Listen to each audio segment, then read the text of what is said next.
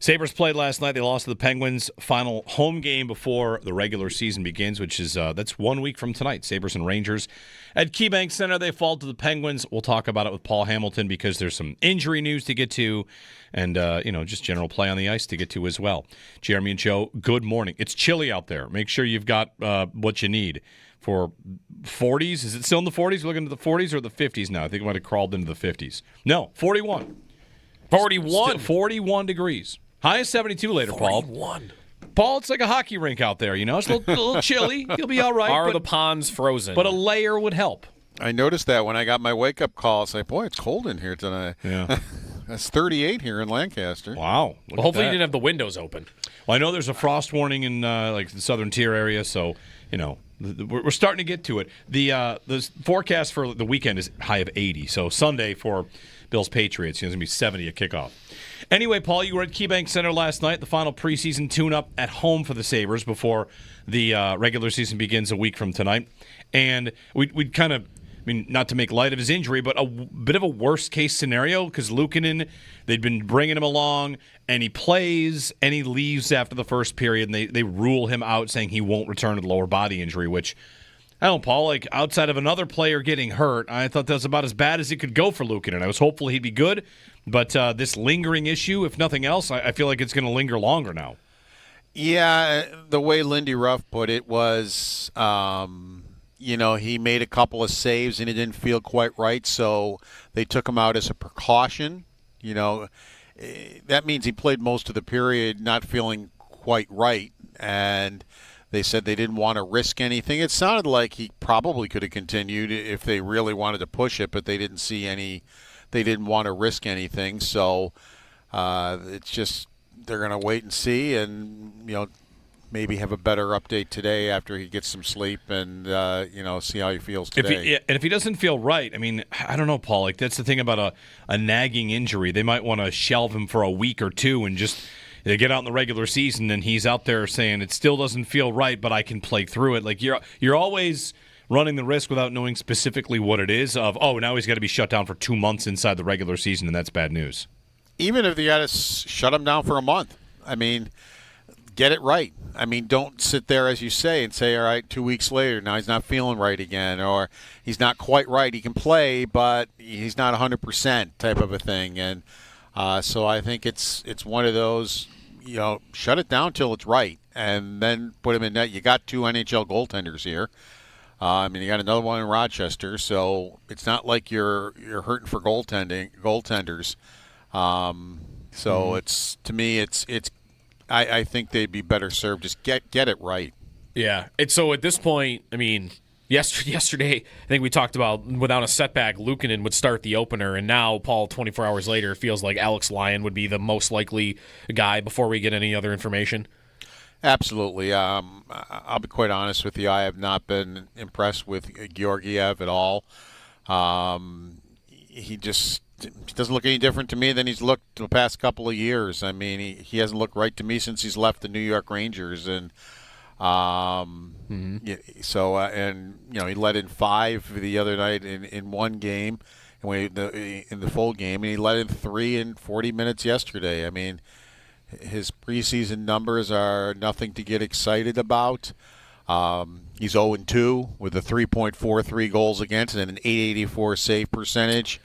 That's who I thought they were getting when they signed him. It hasn't gone real well, so to me, it's got to be Alex Lyon. Yeah, if he can't play, Paul, if he is really struggling and has to play games early in the season, I wonder what the Sabres would do. It depends how Lyon looks, too, because if Lyon's looking great while Luukkonen's out, then you just, I think, keep rolling with one guy.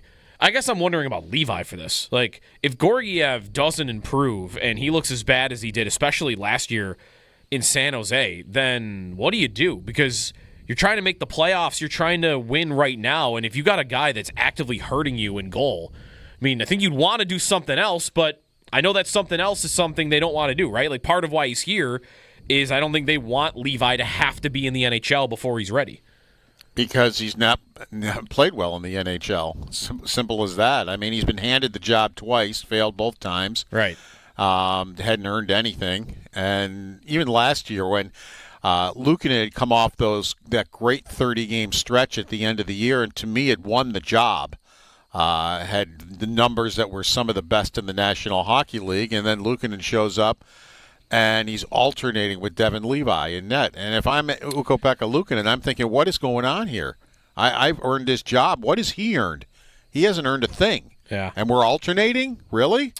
And that didn't work, and then Luukkonen wasn't the same all season long. So, if it's going really bad and you got to call him up for the odd start, then call him up for the odd start. But having him sit here behind Lyon doesn't help him either. No, that's right. Really quick, just follow up on this because I know you mentioned him the other day, Paul.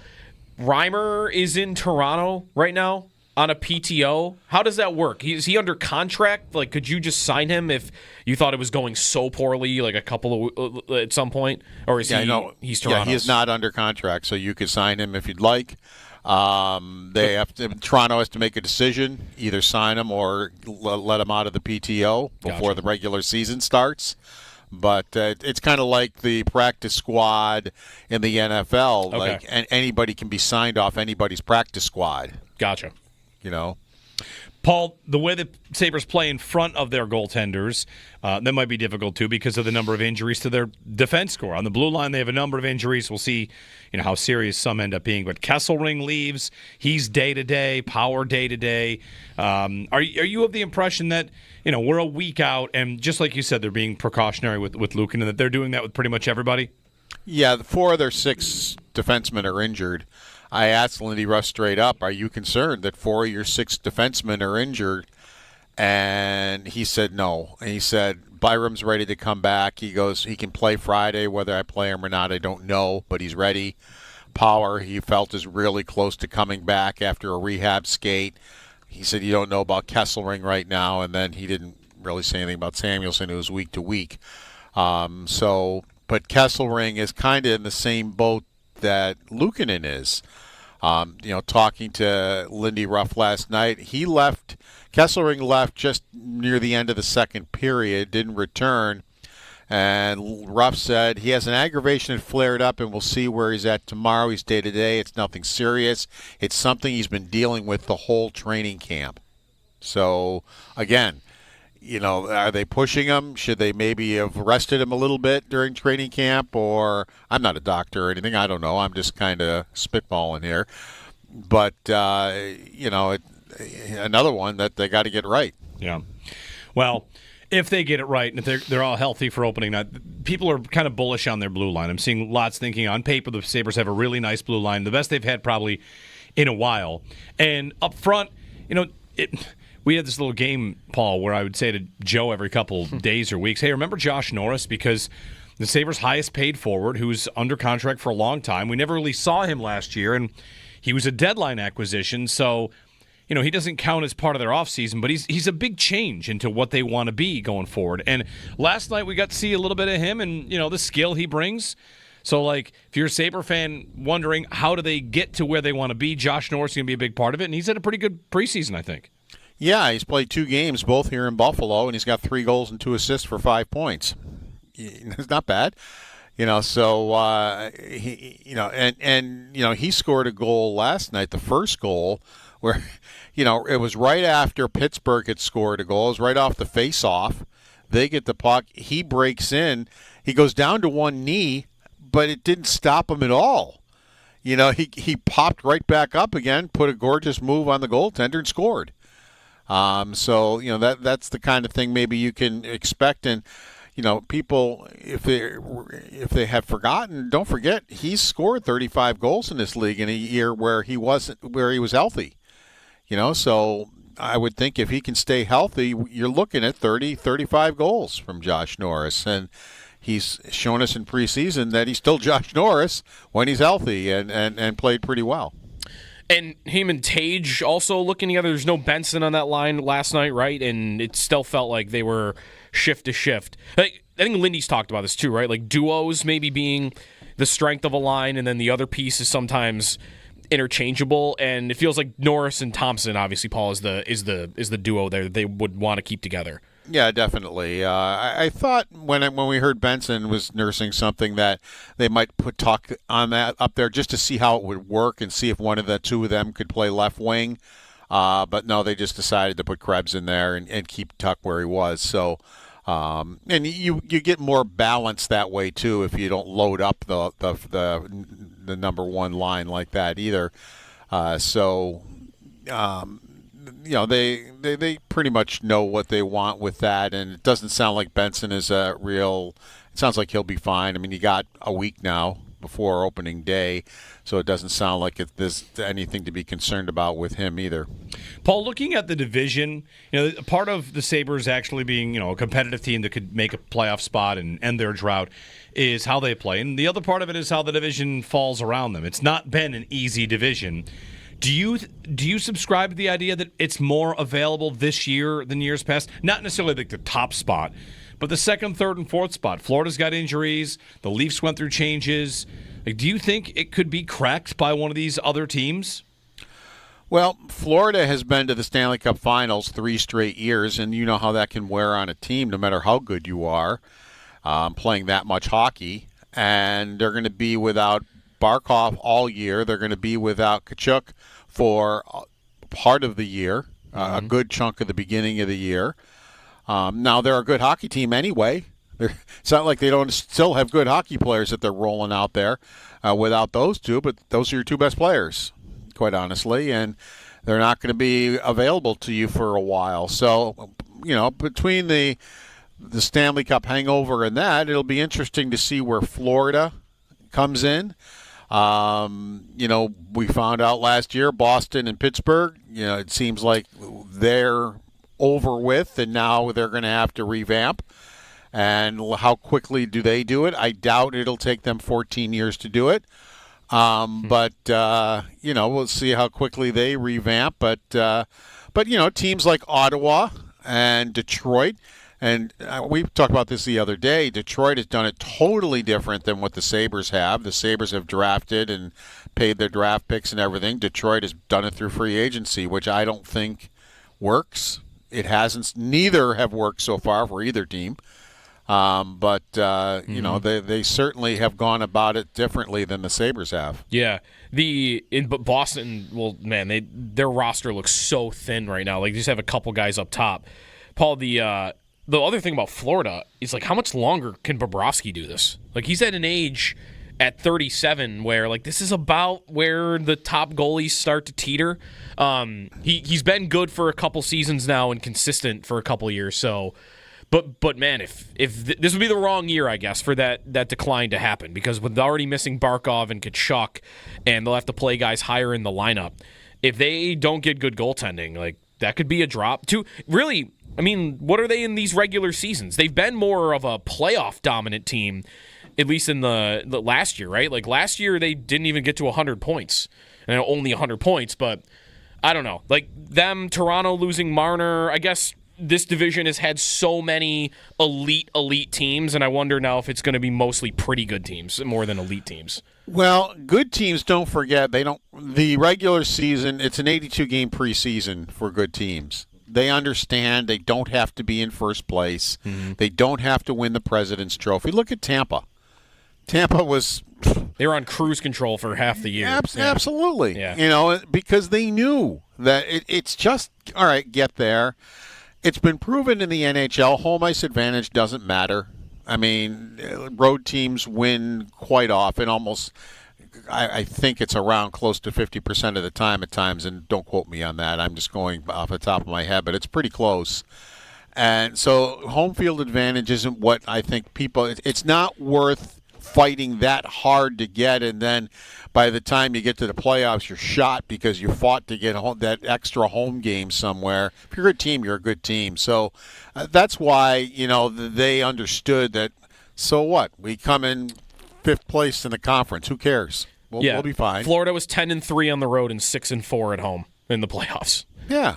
You don't have to win the conference. You don't have to win the President's Trophy, and good teams figure that out. Paul Hamilton on the Western Hotline chatting about the Sabres game last night. They lost to the Penguins 5-3. One more preseason game and then off to the regular season. I discovered listening to the afternoon show last week, Jeremy, that Paul didn't even know that there was a goal song race going on right now. Yeah, I heard that. They're updating on standings, and Paul's like, what's going on over there? And now he's voting every day, now that he knows it. No, they don't have any good Shania Twain songs, so I'm not voting. Now let me ask, if there was a Shania Twain song, then you would be voting? Then you'd be into it? Maybe, I don't know. You're spawning. The funny part was I guess people were flipping out over Jeff Skinner's songs, and I'm like, what? What song? I don't even know what you're talking about. Yeah. Paul, I know what you're doing. You're spawning all these fake email addresses to vote 10 times a day now. That's what you're doing. All right, sir. Well, we'll chat again. I mean, the season is just around the corner. We'll see if they can get healthy. And, of course, all eyes on Luukkonen and whether he could be healthy. So, off we go a week from tonight. Thanks, Paul. I think that's what we watched last night, is a team that just was trying to stay healthy. Yeah. Because they certainly didn't seem too interested in playing the hockey game. Yeah. Well, I'm good with it because they got to be healthy. Thanks, Yep. Paul. Yep. Paul Hamilton on the Western Hotline. Sabres and Penguins, that game wrapped up. And waiting on some other contract stuff in the NHL, right? Like to see who's going to sign. Luke Hughes signed an extension with the Devils for 7 years. I am befuddled by the reporting on McDavid and Eichel in the last 24 or 48 hours. Although I guess it could be the Friedmans and the LeBruns. They're not telling us what the terms of their deals are going to be. Kaprizov signed for 17, and yesterday morning it's, Eichel might sign for like 13 and a half. And I'm thinking, what? Why would Kaprizov set the market? And then is his hockey culture? Like, what is he taking less for? And then a report later in the day, McDavid's number might come in around 15. Like, why are these guys not setting the market? Like, push these teams to spend more now that the cap has gone up. Is this they want to win a cup? It might be that. It might also be that those two are only looking at like 2-year deals. That's what it is. You think it's that?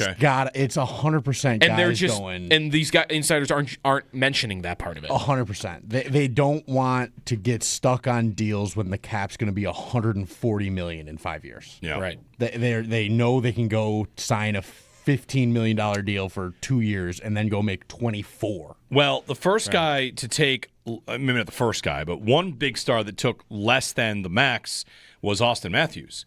When he signed with the Leafs, he signed for 5. Right. He didn't take the 8-year extension. He took 5. And he was like a trendsetter, not a trendsetter. He was the only guy that did it. Nobody else did it after him. And around the league, when that happened, it was sort of like, are the superstars going to start doing this? And nobody really followed his lead. Yeah, and I think it was because he signed at the time, and it was before COVID. And he thought it was going to be what's happening now. And so he got stuck with the COVID cap and whatever, and now everybody's kind of falling in line with what Matthews has 3 years left. So he signed for 5, and then he signed for 4. Right. And he's on that 4-year deal now. He went from $11 million to $13 million. But there's a good example. If he had just signed for 8 years, maybe the number's bigger, but he signed for 5 and then 4, and along the way he got himself like a $2 million raise. And again, the cap, that was on a static cap. Yeah, we'll see. I mean, and I don't think that's an option for Tuck, really, because he's a little bit older.